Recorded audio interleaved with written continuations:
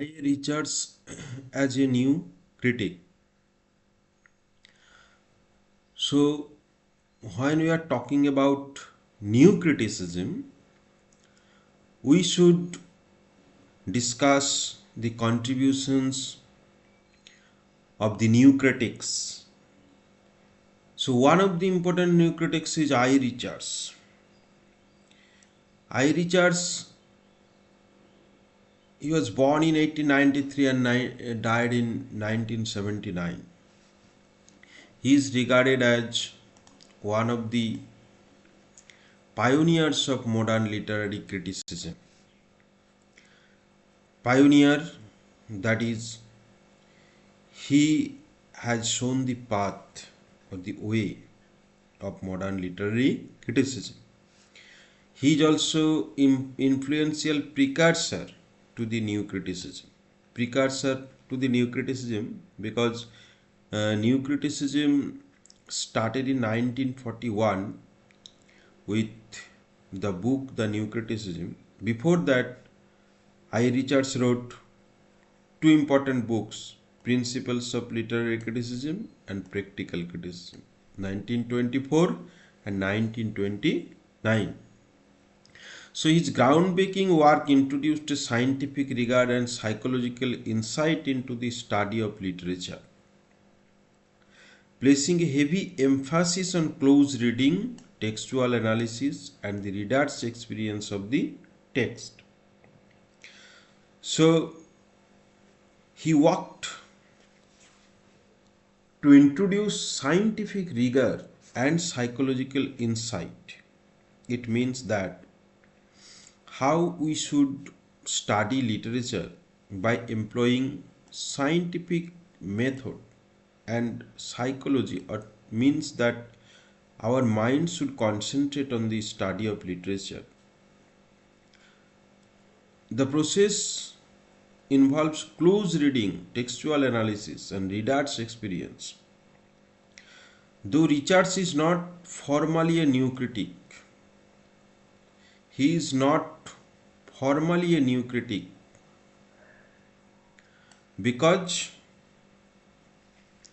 the new critics, they appeared after I. Richards. Formally, the movement New Criticism started in 1941. But before that, I. Richards laid the foundation for many principles later adopted by new critics, such as Clint Brooks, T.S. Eliot. Richard's books, Principles of Literary Criticism, Practical Criticism, these two books are very important.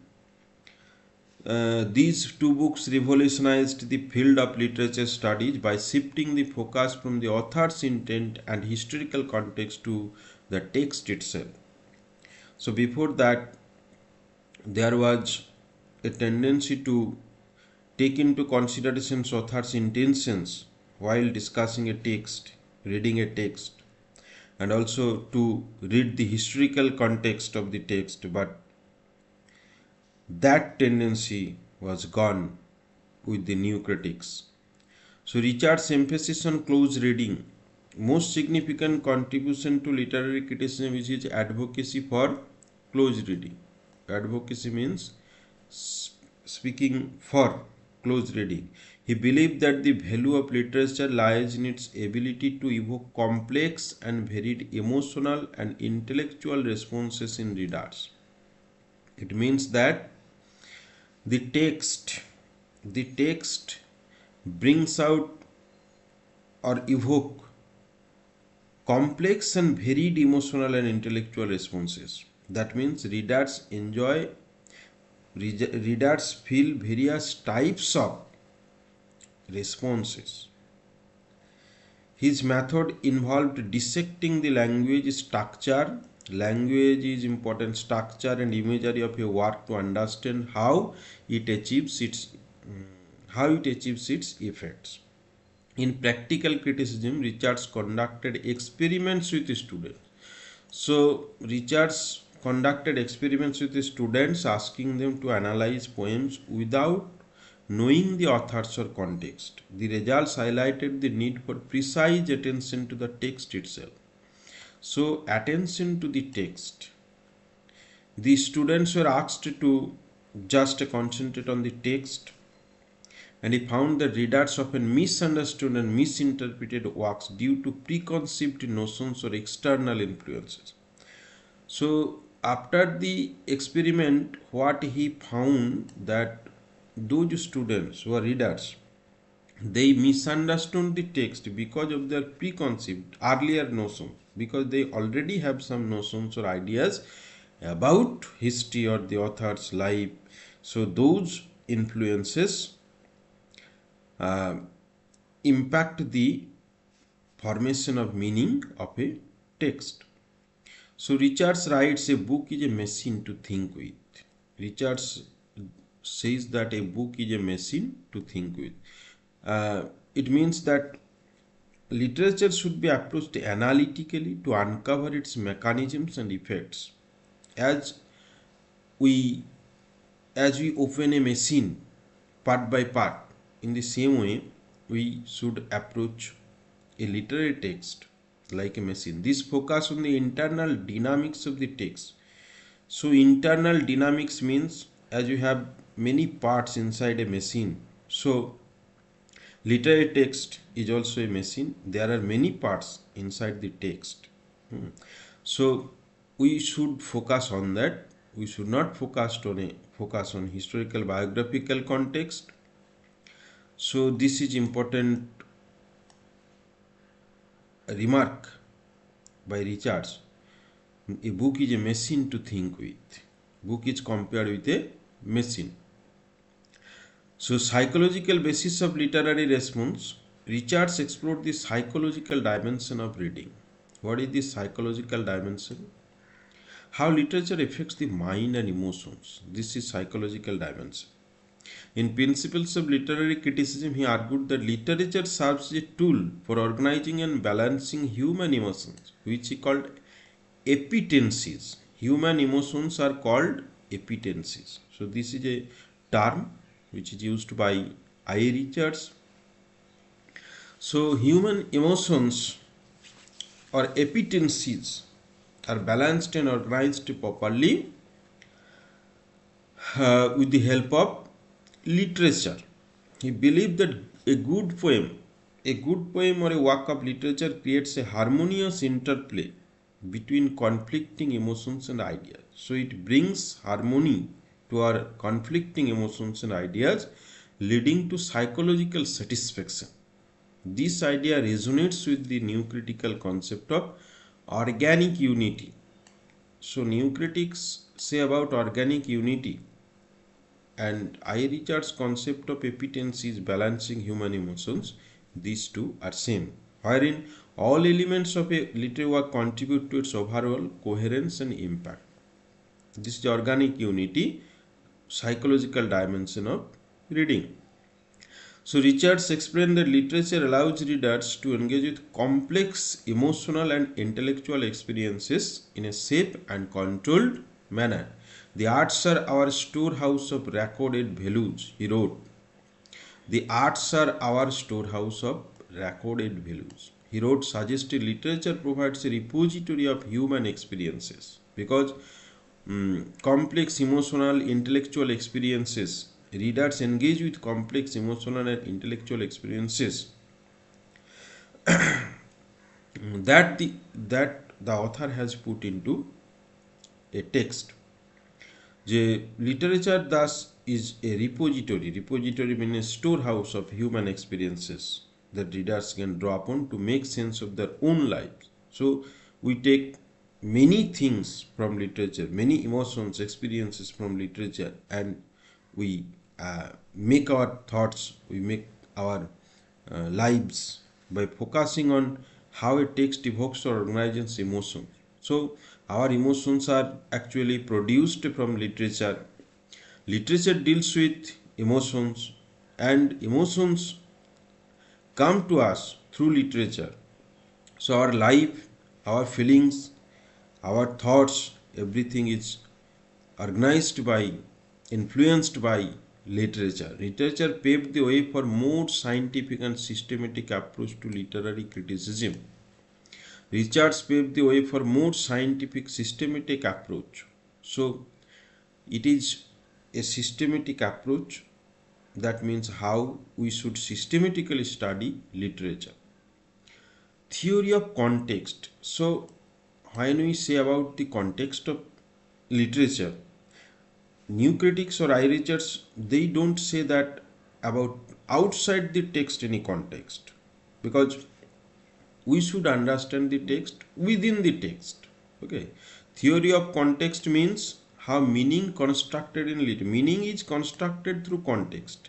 It is clear, but that does not mean that we shall go outside the text. The words and phrases within the text. Words and phrases derive their meanings not in isolation. Any word, suppose a word tree. Tree does not make sense in isolation, in separation. It does not give any sense alone. When we use it in some context in a sentence, then it gives us a meaning. So, you are like a tree. This sentence is something. I saw a tree. So, these are the sentences, and the word tree is placed in different context in these two sentences. In this similar way, there are sentences, there are words used in the text.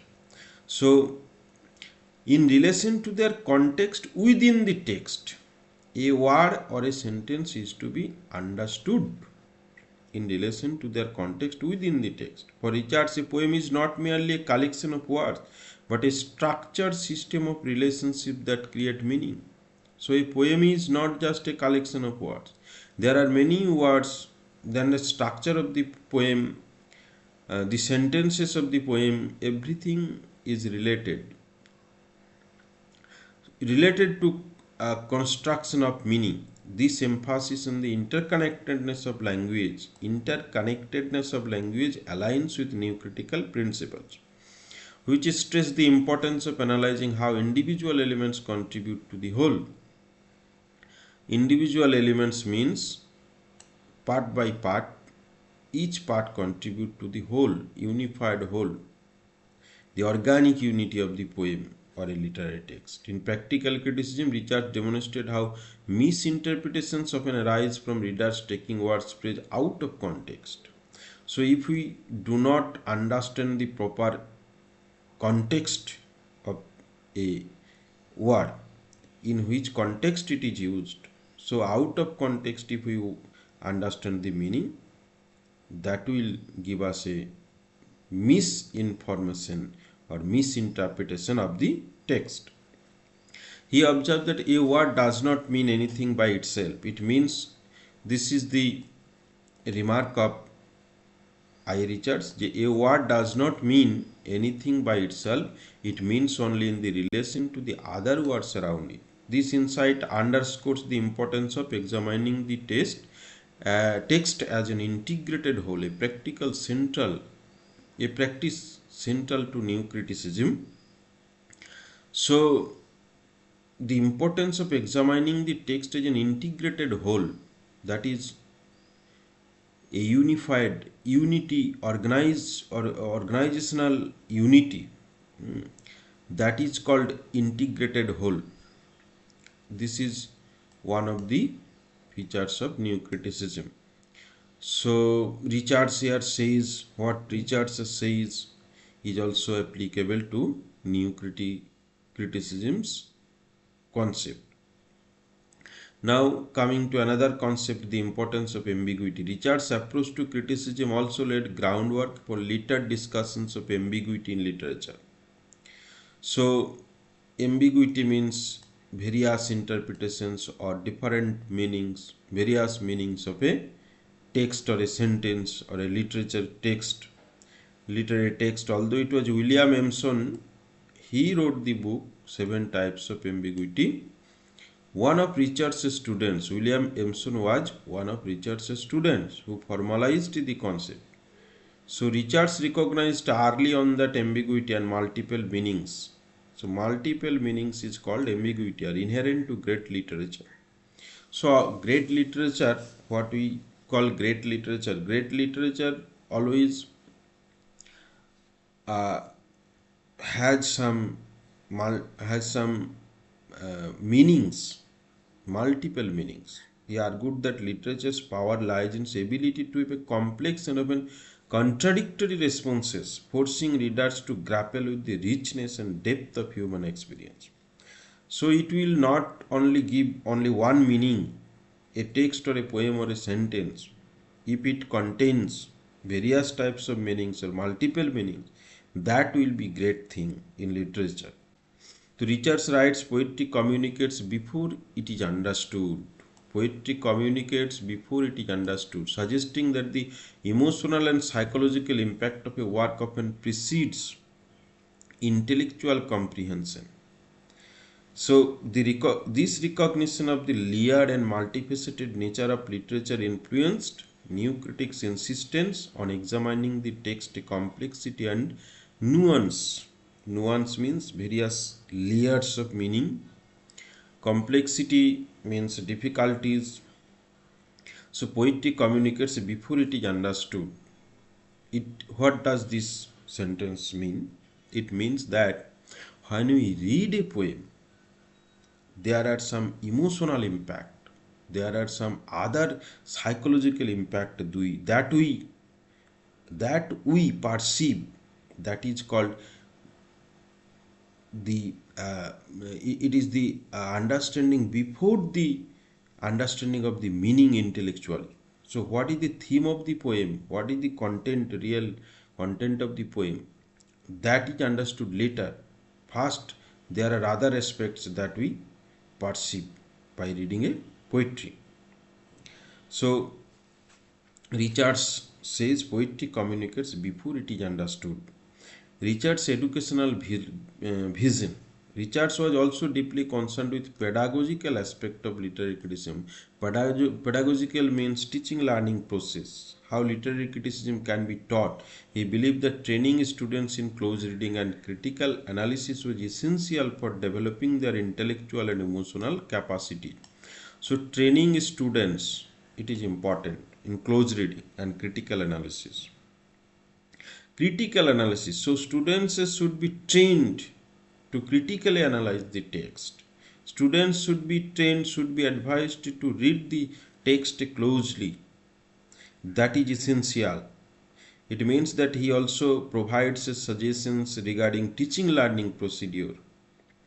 In practical criticism, he argued that the proper study of mankind is the study of meanings. The proper study of mankind is the study of meanings, highlighting the importance of understanding how literature communicates ideas and values. So, proper study only the study of meanings means if you study literature, then you will be able to know about the nature of many people. There are many various character, different types of people, different types of experiences that we find in literature. So, if you want to understand what mankind is, or mankind, what is the nature of humankind, you will be able to understand. If you read books, if you closely read literature, then you will be able to understand the mankind's nature. That is called the proper study of mankind. Richard's teaching methods emphasize the active engagement of students with the text. Richard's teaching methods emphasize the active engagement of students with the text, encouraging them to analyze its language, structure, imagery independently. So active engagement is necessary. Language, structure and imagery, these should be considered very closely, very in detail. This approach influenced the classroom practices of new critics. Classroom practices. So how we should teach literature in classes. So who also prioritized close reading as central component of literary education. So new critics also prioritized. Prioritized means give importance to close reading as a central component. So Richard's vision and New Critic's vision, they are similar to some extent. Limitations and critics. So Richards have some faults. Richards has some faults also. Richards' work has faced a criticism for its reliance on psychological and quasi-scientific framework. Psychological and quasi-scientific framework, which some critics argue reduce literature to a mechanical process. So critics actually want critics find fault always. So Richards says that it is a systematic scientific type of study. So it seems to be something mechanical. So additionally, his experiments in practical criticism have been critiqued for understanding the importance of cultural and historical context in shaping Richard's interpretations. Practical criticism, what he experimented with practicals have been critiqued for underestimating the importance of culture and the historical context. So what we know that new critics always avoid outside the context anything. So cultural historical context of a text which is avoided. So Richards also is being criticized by the critics for this. So nevertheless, his focus on the text itself and his method of analysis remain influential, particularly the framework of new criticism. Yet, his ideas are important. So two limitations. Two limitations means he says that what he says, he gives importance on psychological and scientific framework. That is a fault of Richards because it makes the criticism very mechanical. And another thing, he underestimates the importance of cultural and historical context. So I. Richards played a foundational, in spite of that, what we have understood from this critic, that I. Richards he played a foundational role because he wrote these books in 1924 and 29 before new critics appeared in the scene. So in the shaping modern literary criticism, particularly through his emphasis on close reading, textual analysis and psychological effects of literature, these are the important things that Richards gives emphasis to. His ideas about the interconnectedness of language, the importance of context and the role of literature in organizing human emotions laid the groundwork for many principles later embraced by new critics. As he famously wrote in Principles of Literary Criticism. So another quotation that we get from Richard's book, the worth of a work of art is determined by its power to promote ordered mental responses. The worth of a work of art, the value of a work of art is determined by its power to promote ordered mental responses. This is famous remark. This statement encapsulates Richard's belief in the transformative potential of literature. Literature can transform us and the importance of systematic analysis in uncovering its value. While his work predates the formal establishment of new criticism, his theories continue to resonate within the field, underscoring his enduring legacy as one of the most influencing figures in modern literary thought. So, he is one of the important influential figure that he has influenced modern literary thought. That is